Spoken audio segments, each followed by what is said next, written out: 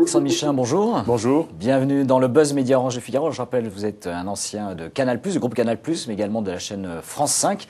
Et depuis 2007, vous avez rejoint Microsoft, MSN.fr d'abord en tant que patron éditorial et des contenus. Et aujourd'hui, MSN Europe. Mais ce n'est pas ce titre-là qu'on vous reçoit aujourd'hui, c'est en tant que président de ce qu'on appelle la commission de la diversité, des images de la diversité. Et pour évoquer justement cette actualité, je vous propose de découvrir le chiffre du jour.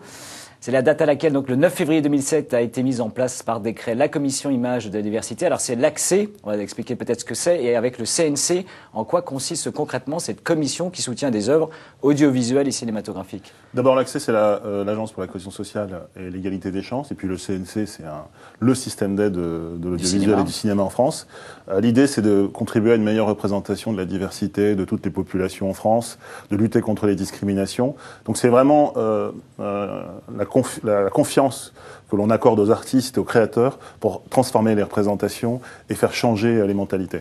Alors quels sont, parce que chaque année un certain nombre de dossiers sont soumis et puis financés en effet par cette commission, quels sont les critères de sélection qui permettent aux œuvres justement d'être soutenues? Donc les producteurs qui ont eu une aide sélective au CNC peuvent ensuite demander un abondement en sortant les fameux critères qui sont liés à un décret qui est en ligne sur le site du CNC ou le site de l'ACSE, qui concerne justement ces meilleures représentations.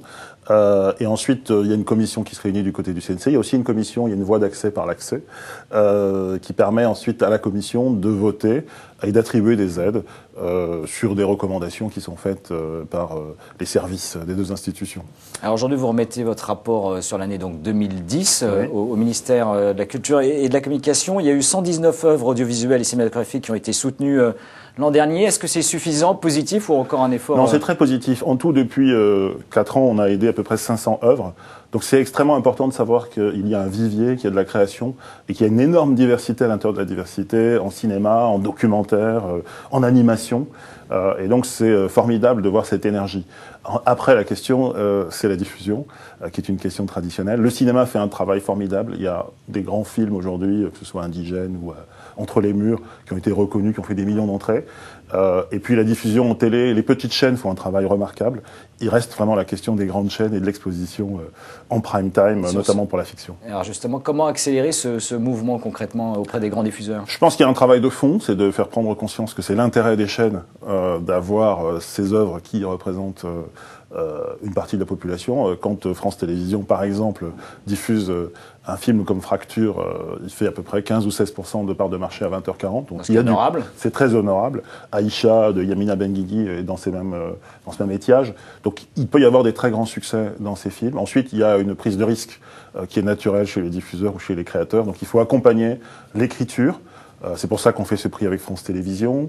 Et c'est pour ça aussi qu'on sera à La Rochelle pour parler avec les professionnels. Donc on rappelle, La Rochelle, c'est le festival à la rentrée. Le grand festival de la fiction qui a lieu à la fin de l'été, début de la rentrée. Qu'est-ce que vous allez justement pouvoir dire et faire concrètement à ce festival pour motiver et les producteurs et les responsables de chaînes? L'idée, c'est que c'est une opportunité, en fait. C'est une chance, cette diversité, parce que ça permet de mêler tous les publics, de raconter des histoires qui sont fortes, et d'utiliser, notamment dans la fiction, tous les ressorts émotionnels. Un film comme Aïcha, finalement, c'est Cendrillon. C'est l'histoire d'une jeune fille qui rêve de sortir de son univers et d'aller dans le monde de la mode. Et en fait, ce sont des histoires universelles. Et je dirais, en tant que patron, là, cette fois, de MSN Europe, comment vous pouvez vous-même soutenir cette activité, cette image, cette représentativité, finalement, de la diversité? Est-ce que c'est un souci également chez Microsoft? Ah oui, chez Microsoft, ça fait partie des valeurs de l'entreprise. Par ailleurs, dans le cadre d'MSN, moi, je gère une région où il y a 22 marchés différents avec des cultures. C'est une Europe très large. C'est une Europe extrêmement large. Et donc, on doit trouver justement ce qui est commun. En fait, le travail autour de la diversité, c'est aussi trouver ce qui est commun et puis d'essayer d'utiliser les différences et de les rendre positives. Et ça, on le fait en permanence. L'Internet est quand même un lieu extraordinaire pour ça. Et il faut savoir le gérer. Et l'audiovisuel, je pense, a beaucoup de choses à apporter. Et c'est une opportunité pour la fiction. C'est ça le cœur du message. Eh bien, Alexandre Michelin, merci d'être venu dans le Buzz Média et donc bonne réunion au ministère de la Culture où vous filez de ce pas. Et nous nous retrouvons dès demain pour un nouvel invité du Buzz Média. Merci encore et très bonne journée. Merci Philippe.